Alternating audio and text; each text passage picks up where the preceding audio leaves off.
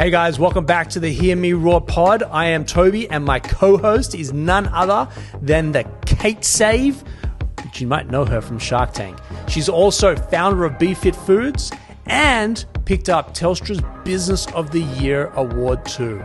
Kate? Well, Toby, you've got a super impressive CV, 25 years in global commercialisation experience, and you founded Creative Cubes, Australia's leading co-working space and real estate business. All right, let's get on with the pod. Kate? We're back. We're back, another pod. I love this new set. Incredible. Cool, right? Yeah. Yeah, it's a bit of a, I don't want to say man cave, but a woman man cave or it's a cave. It's a cave. I dig it. So if you are watching on YouTube, Jane from Purpose Productions just elevated this pod in a massive way by creating all this shelving behind us and then texted me late last night, I go, hey, bring some stuff. And I'm like, So I just went through the cupboard this morning. I found Owen Foxwell's sneaker. Owen will be on the pod later this month. Amazing. His sneaker is a bit stinky. My daughter stole it off. We'll talk about it when he comes on the show.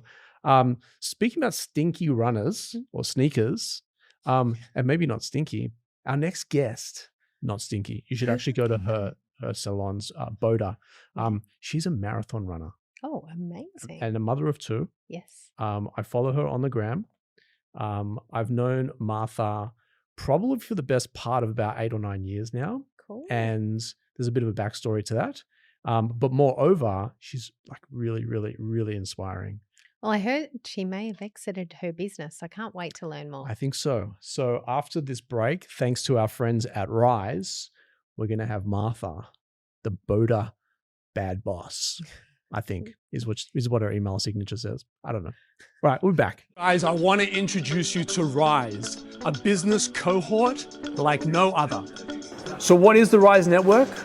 Rise Network is a curated inner circle of 10 to 12 like-minded peers designed to provide a confidential, high-trust environment where business owners and leaders can gain strategic insights, actionable solutions, and lasting relationships. Rise isn't just networking, it's a game-changing business support system. It has strategic problem solving built in, expert facilitation, actionable insights, long-term impact and authentic relationships, and it's based exclusively around high-trust cohorts. For your membership, you gain full access to Creative Cubes. That means you can drop in when you're on the run to use the meeting rooms, breakout spaces, or even just dock in for the day. We wanted to serve the underserved, the people that do need the help, do need the support, don't necessarily have the funds to be able to do it, and don't necessarily fit into one of these other organizations. And so that's where Rise kind of came from. So there you have it, guys. Go to werise.au, and I hope to see you at one of our cohorts soon. The badass babe is back. She is. Nice Martha. to meet you. Hi guys, thanks for having me. It's great to have you here. We've tried to get Martha on a few times. Last time she was, sorry, I can't make it. I'm running a marathon in New York. Yeah, Yeah. just a little run. a little 42 How Ks. was that? That was one of the best experiences of my life. Really? You know what? The States, the crowd, Oh, yeah. you know, people just get so behind it. Yeah. It's not just the run. It was literally 42 kilometers of like a dance party on each side of Yeah, the it's run. pretty carnival-esque. Yeah. cool. It was euphoric. Yeah. It was so good. And so marathon running. Yeah. Let's just start there. Yeah. How did you get into it? Why did you get into it? How many have you done? What's going on there? Well, I last year I had a great year. I did three full marathons, and that was amazing because there was a lot of pressure on the body and a lot of pressure on the mind. And, you know, you put yourself in these situations and, you know, I'm sure you know yourself, the mental toughness that comes out of it, the discipline, it's really mainly about that. Yeah. But then I fractured my femur on the New York run. So I had a bit of a stress fracture, and then that really ended the running for a good 6 months, but I'm back. Yeah? I did my first long run on the weekend. So I was very, Amazing. very happy and like, I just missed it so much. What do you love most about it? So I think for me, the reason I got into it was a post-divorce therapeutic type of, there was two pathways. I think, it was like either I go out drinking on the weekend or I take up an endurance sport and let out my, grief and, emotions that way. And I chose that way. Good for you. Yeah. And it was healthy for my kids. And I don't know. I think like post-divorce, you start to look for, who am I? Like, who is my what's my identity about? Like, I was a wife, devoted wife, and now what am I? And I think running just gave me a space to find myself again, my most authentic self. And I think, yeah. I have actually just come across an organization called the IMF, the Indigenous Marathon Foundation. I think that's what it stands for. Yeah. And I had the experience of getting to go for a run with these guys and Rob Costello, the Olympian, world record setting Olympian, last month in Adelaide with ESSA, Exercise and Sports Science Australia. Wow. And we actually got this advanced screening of this doco they've created where they've asked, I can't give it too much away because it's coming out, I think it's on Channel 9 or 7 in the next month. And it is the biggest tear-jerking thing you will ever watch. It's got some super famous athletes in it, but these two athletes have never ever run a marathon before. And so they choose 16 Indigenous people to go and do a marathon for the first time, and thousands or hundreds, many apply, and it comes down to these 16. They take them to the New York Marathon. Oh, wow. And it is the most emotional thing you could ever watch. Like, honestly, we got told it was good, and similar story with someone running with some massive injury as well. So I don't want to give it away, but inspiring. I think getting to the start line is always the hardest part because you're training for so long and you wonder, will I get to the start line? The finishing of a marathon, that's just the icing on the cake. And I can't tell you, I don't think there's ever been a run, like a long run or a long finish line where I haven't cried through those those pillars. Like, I'll run through those pillars, and every time I run a marathon, I have the last 2 minutes, I put on this meditation that I listen to. I put that on. So you got your pods in? So I normally don't run with music, but I have my pods because I know right at that finish line that meditation really triggers me, and I just let it all out. So I run through those pillars. I have my meditation on. Those last kilometer, I'll just play it and I'll cry for the last 2 minutes, and it's so cleansing and just, it's one of the best releases I've ever experienced. And so I've done a whole bunch of training myself, right? Not necessarily for marathon, although I did the San Diego Rock and Roll Marathon when I lived in LA. Yeah. I did this one thing. There was a company in Los Angeles, or a workout space called Cross something or other. And I went to a dinner one night, and one of my friends was like, "Why are you so tired?" I was like, "I'm so tired." Looking for sympathy. He's like, "Why are you so tired?" I was like, "Oh man, I go to this thing called Cross something or other. I can't remember. It was in LA. It was on San Vicente." And he's like, "Dude, you're weak. I'll do 2 sessions in a row just to show you how." Yeah.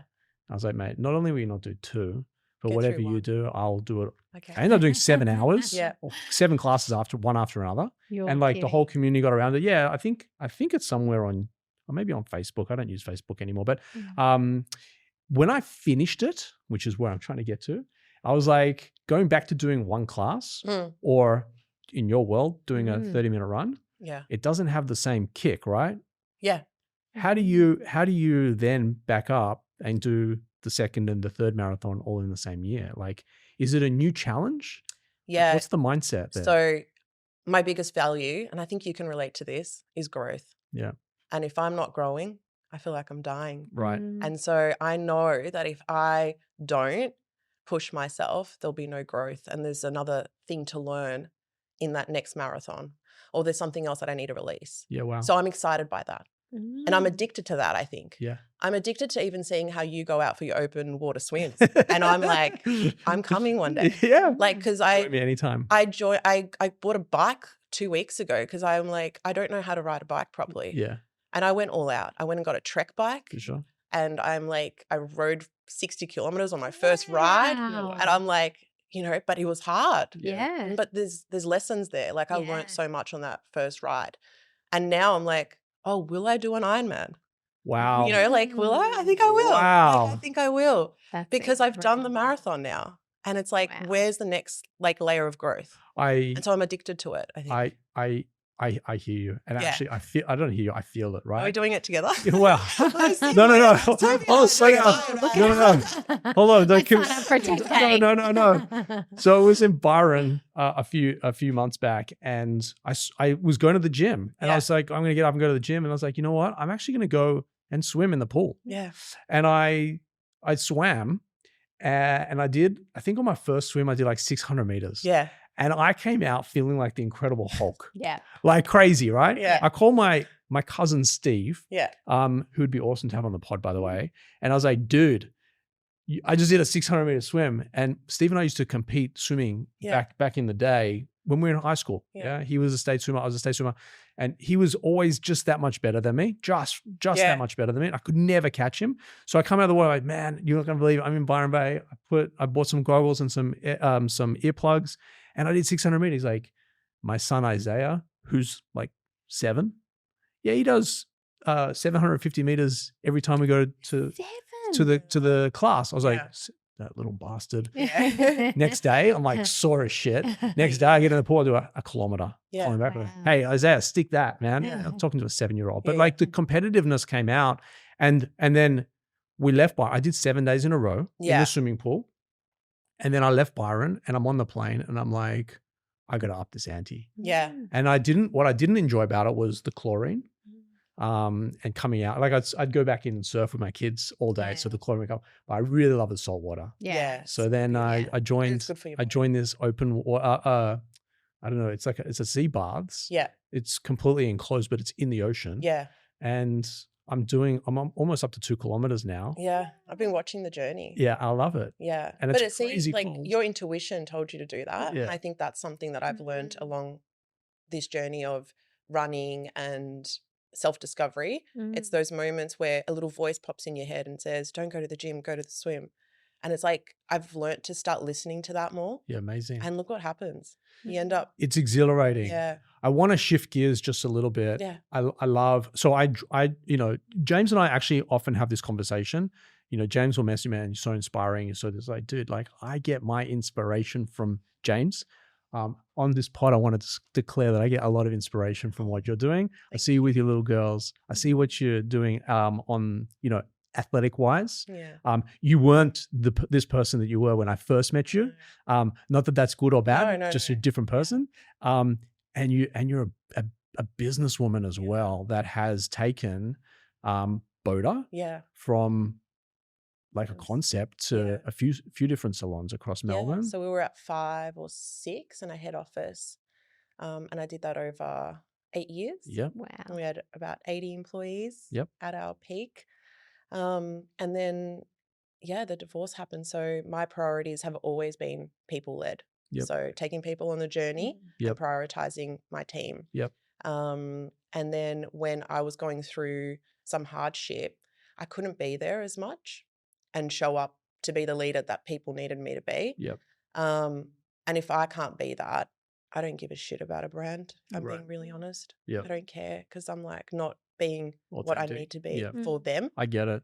And that's what made Boda. Everyone's like, oh, you built Boda. Like you're the, I wasn't Boda. It was my people that were Boda. Totally. They were driving it. I love that. I heard you say on another pod that as soon as you hired these incredible people, but they were so talented that they actually needed their own salons because they were crowding, too much talent in too many room. cheeks. Yeah. So it's super interesting, right? Like that was my business plan. Yeah. We have a theory. We have a theory from the leadership perspective that we don't hire great people to tell them what to do. We hire great people so they can tell us what to do. Yeah. And I pride myself on actually working in what we call support office, which is typically like the corporate office. Yeah. But corporate sounds like hierarchical. Yeah. Whereas I put my staff that are on the front, meeting, greeting, and serving our members all day, every day. They are at the top of the food chain. Yeah. And me, I was a former CEO, but our org chart was upside down. I was at the bottom trying to lift everyone up. And it sounds to me like you had a very similar culture. Yeah.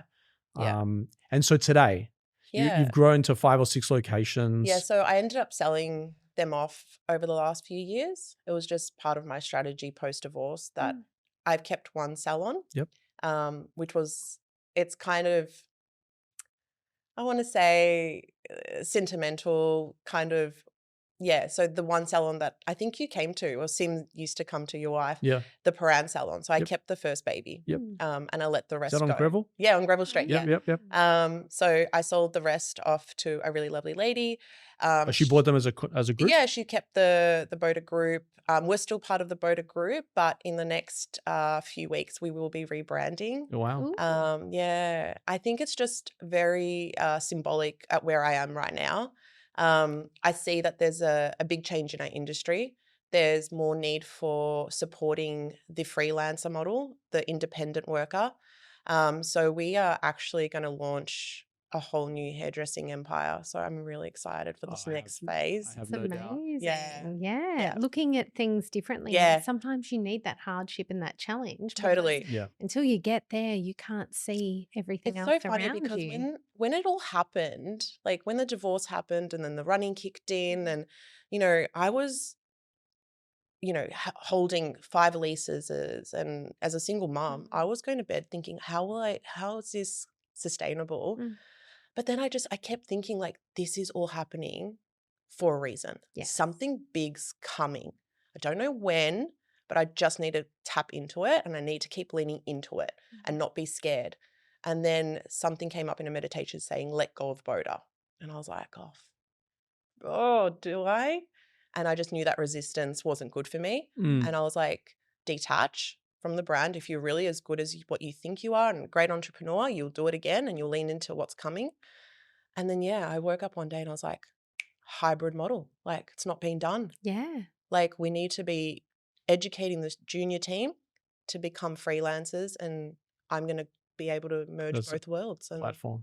Yeah. And then, so do you, like, I don't want to intrude on stuff if you're not ready to reveal it. No, I'm open book. But how does the model, how do you've gone from employing people? Yeah. Are they going to now become sort of people? Yeah. So Bay bosses. Yeah. So what we're creating, it's called the Buy Salon. So Buy Salon is celebrating the independent. So it'll be like by Martha, by Toby. It's celebrating the individual. The Buy brand will create an education for the junior team. So you'll go through our systems, our procedures, our education model to then be able to become your own independent stylist. So what I want to do is I'm doing a lot of coaching as well for businesses, other hair salons, and even other businesses. And that's something I'm really passionate about. And what I want to do is help maybe other salons take on the Buy brand. So we can then implement our education model and then help them help their team. And so do they run it under your roof? Like, do they become independent under your roof, or do they become? Yeah, so they can, it's like a licensing agreement. So they'll take on the licensing. They will rebrand. So say the salon's called it's called Phoenix. I'm just looking at the top behind you. Sure. Phoenix Salon will change by Phoenix. So they have the structure of the Buy, which is all what we've created. So we're also creating a social media platform that will help them with their marketing, their socials, as well as the education of the team. And then supporting them to support their team on becoming contractors and freelancers. Right. So they'll ultimately work from your venue? No, they'll have their own venue. Their own venues. Yeah, but they can come into our head office for support. Yeah, amazing. Yeah. I think there's a lot of industries that are very fragmented and cottaged. Yeah. Even though they're big industries. And so trying to bring systems and processes to that. I mean, I saw it in the pet space for many years, running Petloo, the independent retailer. They were wildly passionate about their pets, but they like didn't have the infrastructure and the support. That's what we want to bring in. And then the likes of Pet Stock and Pet Barn started to buy up mums and dads and sort of system and process. And I mean, both of those businesses today are in the hundreds. Well, Pet Stock just sold for $1.2 billion to Woolies. Yeah, wow. Yeah. And Pet Barn, I think, went public at like 300 million. It's just, there's the systems and the processes that sit behind it. That is really, really cool. Yeah. I'm in awe.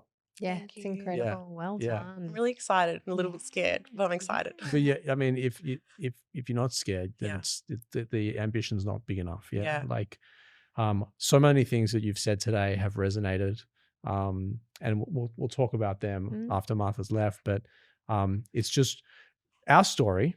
Yeah. I was introduced to Martha via, I think it was my sister-in-law at the time. We'd just come back from LA, and there was this amazing concept in Los Angeles, or at least in the US, called Dry Bar. Yeah, Dry Bar. Bar. Yeah. Oh, yeah. And we've all been there if we've been to the Yeah. States. yeah, and it's like Sim was there this morning. I was speaking to her. A friend was getting a blowout or blow wave. Yeah. I don't know what you call it. And the concept, like we brought it back. Well, we came back and was like, hey, we want to do this. And Martha's like, don't think it'll work in Australia. I was like, no, you don't know what you're talking about. Anyway, long story short, I went and I was always coming to do Cubes, and I thought this might be something that Sim and Martha could do together. And Martha was like, no, I'm going to do my own thing, like with respect. I mean, we're able to keep the door open with each other. And I've just sat front row just watching her for like the last 8 I remember when I met you and we were like trying to do the numbers, and there was one salon that was doing it in Sydney, and you're like, they're making it work. Look how they're making it work. And then I called them up, and I was so cheeky. I don't even know if I'm allowed to say this, whatever. Well, don't disclose the names. Yeah. But I called them up and I sent you the recording, and I called them up pretending I was a journalist writing an article, because I was like, I need to find out how they're profitable, because Toby's telling me they're profitable and I'm saying that this is not going to work. Yeah. And so I was like, hey, I'm a journalist, and how do you make money? And they were like, oh, it's from the alcohol. And I was like, it's an alcohol business, Toby. It doesn't work. I told you. Yeah. Sadly, I've seen one in Mornington that was done so beautifully as well. Yeah. And we all thought great concept in the bar and whatever, and it didn't work. Unless you're paying $150 a blow dry, it doesn't. Unit economics are the single most fundamental, important thing in any business. Whether we're doing juices at BeFit, we're doing hair drying, hairdressing. Yeah. James, I've got James on his unit economics for many years. James was doing so much business. And when we got down to it, he's simplified. He knows exactly where his numbers are. He knows exactly what levers to pull and push. He knows exactly what his margins are. So many people, I mean, like growing up in LA, so many people fall for the Hollywood lights, the glitz and the glamour of starting a business, and it looks cool. But inside, people are just some people are trying to figure it out. And other people won't figure it out. And unfortunately, most startups don't survive. And that's because unit economics are the single most important thing, in my opinion. Do your own research. But it feels like you know what's going on in your industry. I'm very excited for your future. I'm glad that I'm still connected in terms of being able to sit and watch. And always, my door's always open if I can help you with anything at all times. Guys, Martha, I'm going to link Martha's details, her social media handles, maybe her LinkedIn. I'm not sure what channel she's on, so that you can actually also start to follow along. And we are going to take a break. Thanks to the guys at Luna. And Kate and I will be back to wrap. Luna.co is a great place for you and your business to start off with phenomenal accounting and legal services. So if you're a startup or a scale-up looking for legal and finance support, or alternatively looking to raise capital, Luna.co is where you need to be starting off. Wow. And it just shows you the tougher things go, I guess, the harder you work and the more you achieve. You need that pressure, because that makes diamonds. That's right. I was about to say pressure makes diamonds, but I've got so many friends that have, come through and had this fairy tale life or experience. And I catch up with them because they're still really good friends of mine. And I just don't see the hunger and the passion and the desire and the, go get them inside of them. And I really love this saying. It's not my saying, but I've subscribed to it for decades now. Everybody dies, but not everybody lives.